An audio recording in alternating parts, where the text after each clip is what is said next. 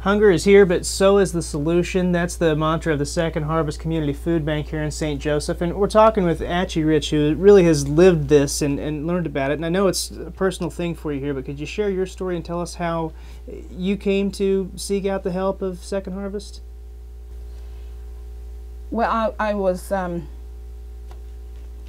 at home, and I had been volunteering at a secondhand store in Savannah, and a friend that I'd helped, she started coming down and she asked me if I'd want to go to Second Harvest, and I said, well, yes, because I don't drive.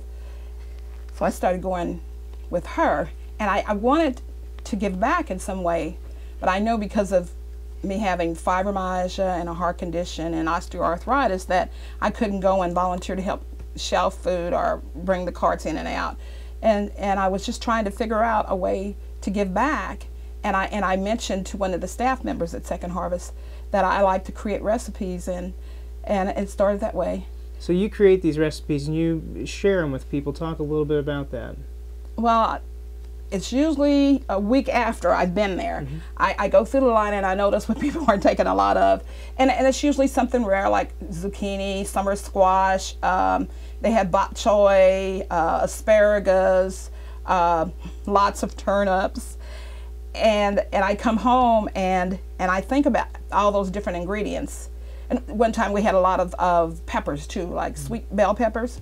And I'll come home and I'll think about the ingredients, and I'll look through my recipe books, because I have a lot of recipe books, and this inward talent that I can't take a lot of credit for, because I've had family members in my past that were caterers and had boarding homes and bar and grills, and so I think that, you know, it's just come down to me. But anyway, I come home and I write down the ingredients that was given out at Second Harvest, and I think about it, and if something like the bok choy I don't really know anything about, or papaya, I research it, and then I think about a recipe, and I try to find a main dish, and then a sweet, because everybody likes sweets. Sure, and you find a bunch of different things. We can see some of what you've made here to share with people. All this came out of your experience going there to Second Harvest. Talk about how Second Harvest helps you. Well, like I'm on a special diet, and I have to have fresh fruit and vegetables, and those items are really, really expensive in the store right now. And I'm disabled, and I get SSI. So it really helps me to go to Second Harvest and to be able to get potatoes and the peppers and salads and broccoli when they have it, and, you know, apples and oranges and fresh pineapple, because fresh pineapple is good for the inflammation that I have, and they've been giving us a lot of that. And, you know, just a lot of the fresh produce that they give out, and eggs, because eggs have gotten really expensive, and the milk and orange juice. So there's a lot of help there available for people, and a lot of people need this help, but there are still people in this community who will refer to people who seek this kind of help as these people, those people kind of thing. But what does that make you feel like when you hear someone talking that way? It really makes me uncomfortable, and it makes me a little angry too, because everyone, it's been my experience from volunteering in the community at places like Catholic Charities, that everyone wants to contribute something, what they have, to meet their needs. And it's not so much that they're those people and they're just wanting to get a free handout. They're, let me see an example. I met a lady there just before Thanksgiving, and she had worked, I think, some 20 years as an RN at a nursing home, and the nursing home got closed. And those things happen. I mean, and you yourself have a background. You have a degree. You worked in social work. Talk about that. Well, let's see. I worked at Catholic Charities, helping there. I helped start a teen drug awareness program called TCAP.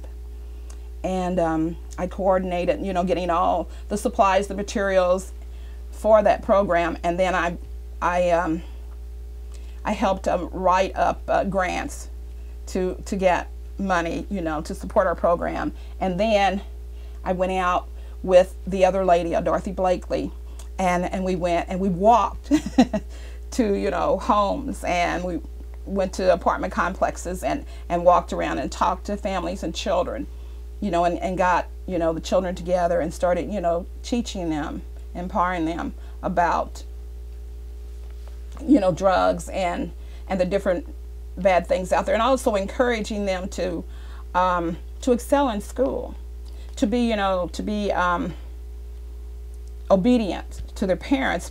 We had systems where they earned points for coming every time, and if they, you know, had their grades up and the parents give good reports, then at the end of the month or every other month, then they got an envelope that would have money in it towards those points.